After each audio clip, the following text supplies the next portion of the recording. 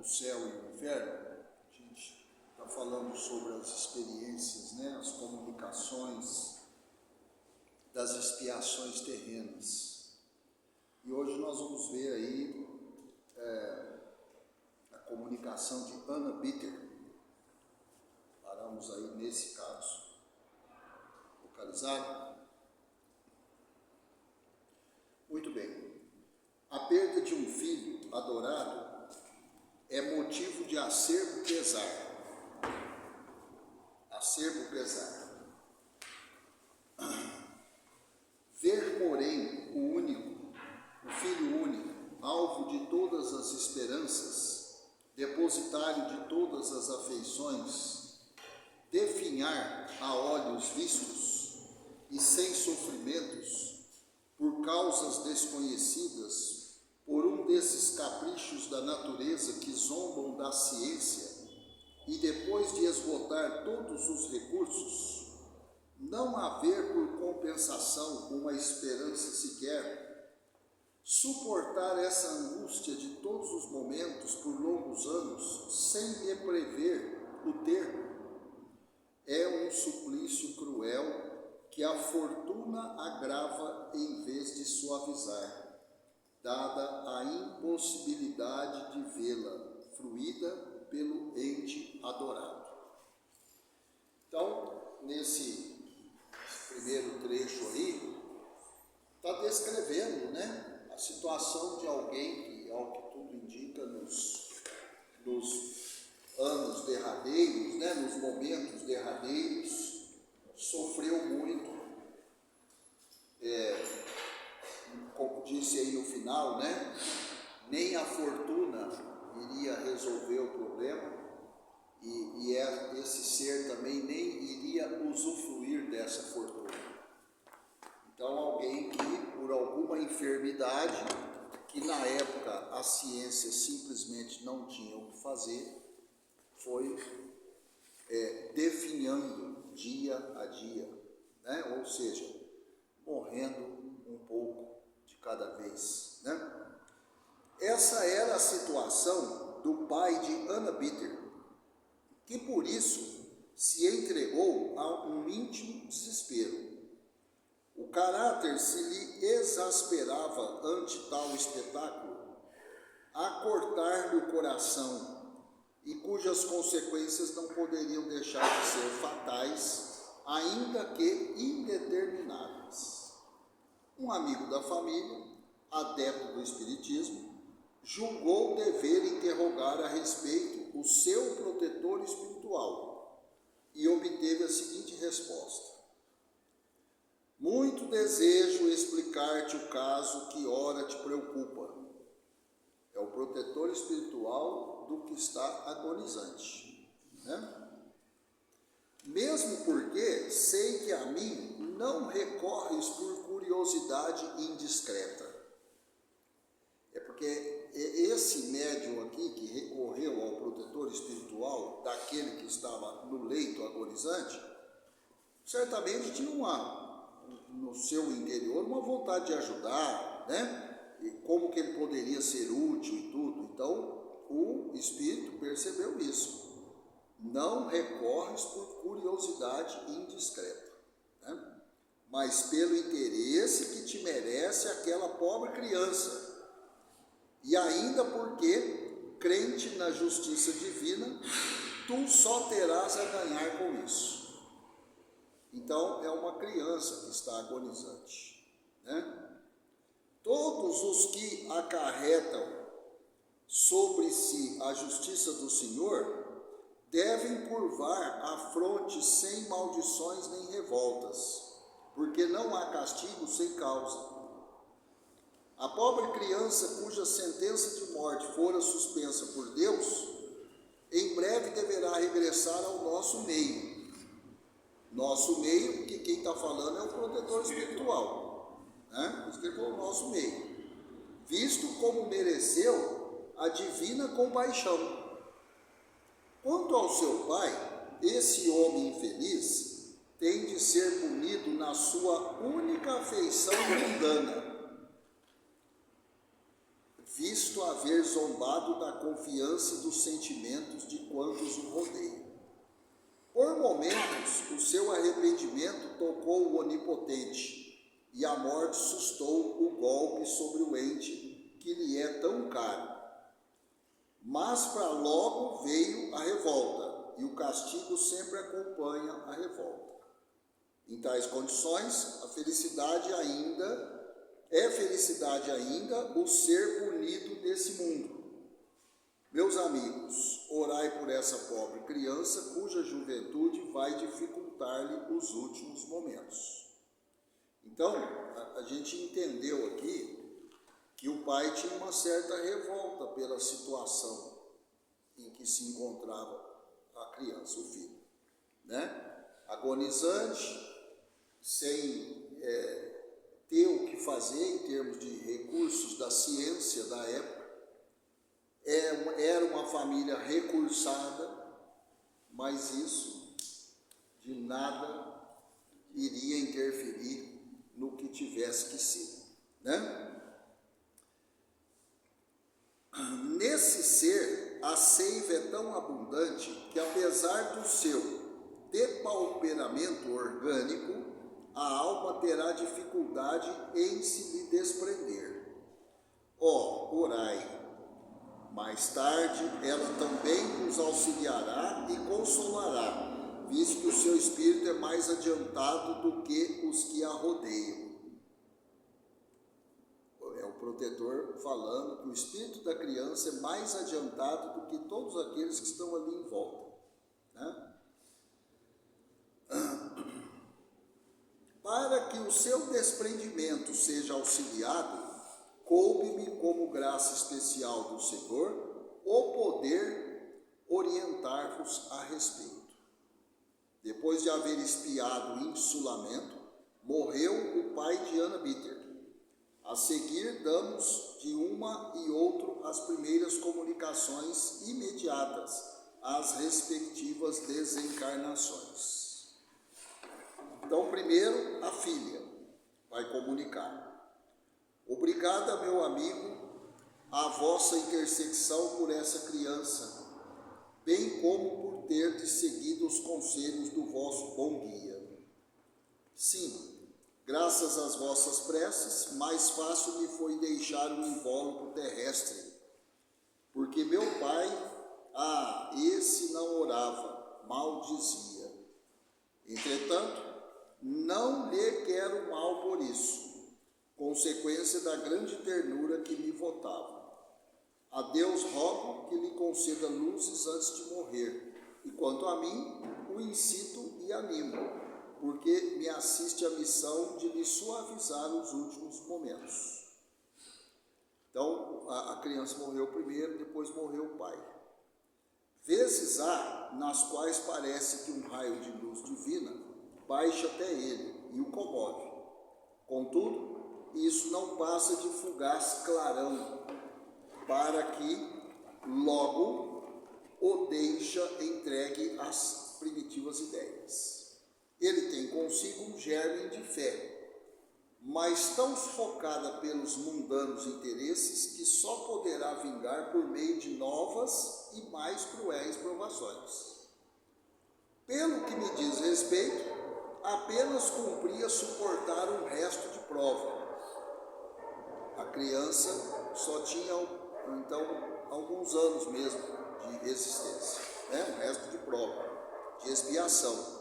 E assim é que ela não foi nem muito dolorosa, nem muito difícil. A minha singular enfermidade não acarretava sofrimentos. Eu era como que instrumento da provação do meu pai. O sofrimento da criança era, na verdade, provação do pai. Porque o pai tinha um amor muito grande por essa criança. Falou aqui. O pai era muito devoto. Então, quer dizer, foi difícil para ele, né? Não é fácil para nenhum pai ver um filho desencarnar, ainda mais nessas circunstâncias, né? Porque a gente sempre, assim, dentro da nossa lógica, enquanto encarnados, os mais velhos vão primeiro, pela lógica. mas muitas vezes, né, existe uma lógica que nós não entendemos, e às vezes um bem mais novo desencarna primeiro. É porque nós não sabemos as provações de cada um. Quem somos nós para arbitrar sobre isso daí, julgar e criticar? Ah, mas morreu muito novo. O espírito deve evitar de falar isso. Morreu muito novo. O que você quer dizer com muito novo? Todo mundo vai entender se falar, mas se for pensar em tudo que a gente estuda aqui, o espírito não pode falar uma frase dessa, porque ela não tem fundamento nenhum, né? Além disso, eu tinha resignação e ele não. Hoje sou recompensada. Deus graciosamente abreviou minha estada na terra, o que aliás lhe agradeço. Feliz entre os bons espíritos que me cercam, todos cumprimos satisfeitos as nossas obrigações, mesmo porque a inatividade seria um cruel suplício. Então essa foi a comunicação que a criança teve. A gente percebe que é um espírito com um certo grau de adiantamento, né? Resignação, uma compreensão muito grande da situação como um todo. Não era revoltado, uma calma, uma temperança, né? Muito grande. Agora o pai, comunicação do pai, 1 mês depois da morte. Evocando-vos, temos por fim nos informarmos da vossa situação no mundo dos espíritos e ser-vos úteis na medida das nossas forças. Aí vem a resposta do pai. O mundo dos espíritos? O espírito do pai pergunta, né? O mundo dos espíritos? Não o vejo. O que vejo são homens conhecidos, que comigo se preocupam, não se preocupam, desculpa, e tampouco me deploram a sorte, antes parecendo-me contentes de se verem livres de mim. É a visão que ele tinha, não era para menos, né?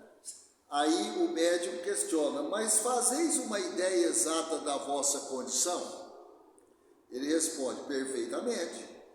Por algum tempo julguei-me ainda no vosso mundo, mas hoje sei muito bem que não mais lhe pertenço. O médium novamente. Por que então não podeis divisar outros espíritos que vos rodeiam? Aí ele responde, ignoro, conquanto tudo esteja bem claro em torno de mim. Ainda não vistes a vossa filha? Não, ela está morta. Procuro-a, chamo por ela inutilmente. Que vácuo horrível que a sua morte me deixou na terra. Morrendo, julgava encontrá-la, mas nada. O insulamento sempre e sempre. Quer dizer, está isolado esse espírito aqui, né? Errante, isolado, sozinho. Ninguém me dirige uma palavra de consolação e de esperança. Adeus, vou procurar minha filha. Quer dizer, ele continua pagando os seus débitos, né? Pagava quando estava encarnado, de ver a situação da filha, e agora desencarnado, continua numa situação bastante complicada, né? E ele não vai encontrar com ela tão cedo, que a diferença de conhecimento dos dois Vai ter que se passar um tempo, ele vai ter que melhorar um pouco, né? Aí agora vem o guia do médium. Esse homem não era ateu nem materialista, mas daqueles que creem vagamente, sem se preocuparem de Deus e do futuro, empolgados como são pelos interesses terrenos, profundamente egoísta, tudo sacrificaria para salvar a filha, mas também sem o mínimo escrúpulo sacrificaria os interesses de terceiros em seu proveito pessoal. Então, médium falando quem era esse pai, né? Por ninguém se interessava além da sua filha. Deus o puniu da forma como vistes, arrebatando-lhe da terra a consolação única. E como ele, se não arrependesse, o sequestro subsiste no mundo espiritual, que é o que ele está vivendo. Não se interessando por ninguém aí, também aqui ninguém por ele se interessa. Permanece só, insulado, abandonado, e nisso consiste a sua punição. Mas que faz ele em tais conjunturas? Dirige-se a Deus. Dirige-se a Deus? Arrepende-se? Não. Murmura sempre, quer dizer, continua, né? Blasfema, até faz em uma palavra o que fazia na terra. Ajudai-o, pois, pela prece como pelo conselho, a desanuviar-se da sua cegueira. Quer dizer, ele continua numa condição bastante atrasada, né? Ainda não compreendeu, não se arrependeu, ele ainda está todo envolvido por aquilo que ele era quando estava encarnado. Em outras palavras, é isso, né? Então, essa foi a mensagem de hoje aí, Ana Peter, né? Para a nossa reflexão, para que a gente acrescente um pouco mais aí as outras comunicações que nós já estudamos, né? Não entrou aqui no mérito por que ele passou por tudo isso, né? Mas lógico, como não existe um efeito sem uma causa, então certamente ele tinha débitos muito grandes para ter passado por isso enquanto encarnado, né? E enquanto desencarnado, aí é fácil a gente entender, porque descrevendo aqui como ele foi quando estava encarnado, não é surpresa nenhuma ele se encontrar nessa condição aqui no plano espiritual ainda, blasfemando, maldizendo, sozinho, reclamando. É uma continuidade do que ele era, né? Então fica uma lição muito grande para nós, porque às vezes pensa assim, não, a hora que eu desencarnar, que morrer, zera. Não zera nada. Não zera nada. Segue a conta. Só mudou de plano. Não zera a conta. Não zera crédito, não zera dívida, não zera nada. Segue tudo. A contabilidade continua acontecendo. Só que é em outro plano. Então eu vivi uma vida inteira aqui, amaldiçoando, brincando com todo mundo, encrencando com todo mundo, emburrado, toda hora emburrado. Eu vou desencarnar, eu vou ser que jeito? Eu vou ser desse jeito. Enquanto eu não entender que eu preciso mudar. Não tem dificuldade para a gente entender isso daí, né? E é o próprio Espírito. A única coisa aqui que o guia do médium falou, ora para ele, porque a situação dele é bem complicada, é muito atrasado, precisa muito de oração. Já que vocês estão aí querendo ajudar, então ora para ele, né? Eu só não entendi porque a filha, né, ela também estava em sacrifício, então ela também tinha débitos, né? Não é só para que desencarnou? Do pai. A filha desencarnou?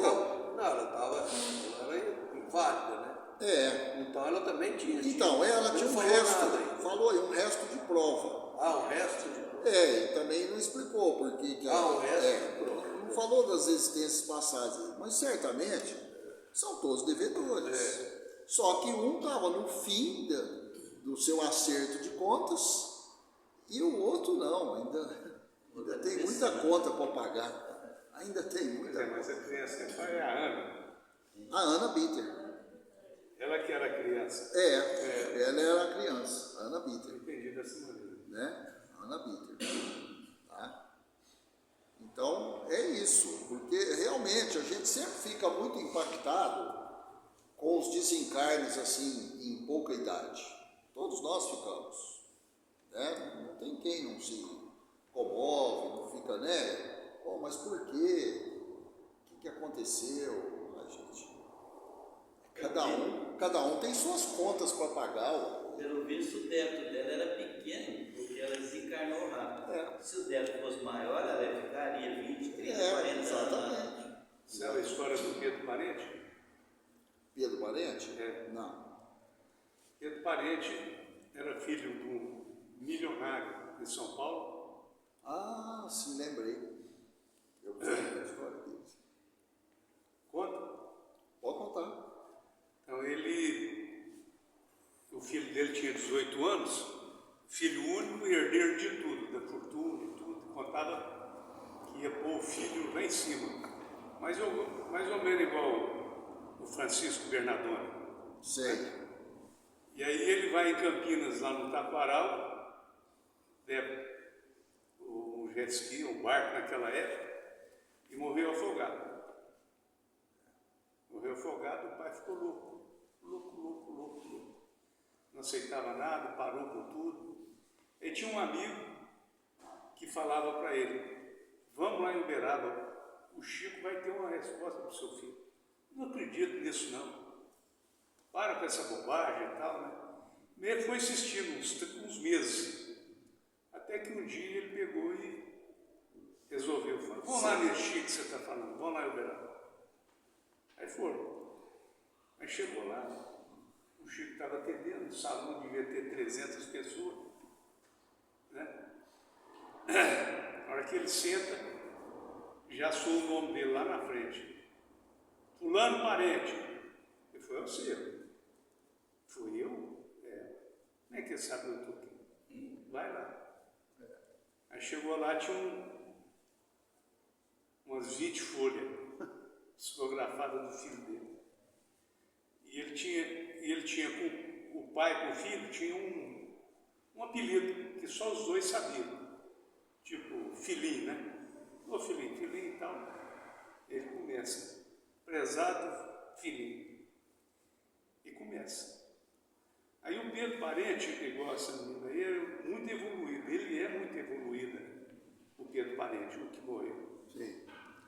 E aí ele pediu para o pai dele que a fortuna que ele tinha, que era reservada para ele, que ele usasse nas instituições em São Paulo, nos orfanatos, nas creches, nos asilos, e que aí sim ele ia ser feliz. E assim o pai fez, foi embora, muito feliz de ter recebido essa mensagem. E praticou isso daí. Sem revolta, acabou a revolta. Isso. Se convenceu. E o Pedro Parente depois, ele passou alguns versos, ele era meio poético,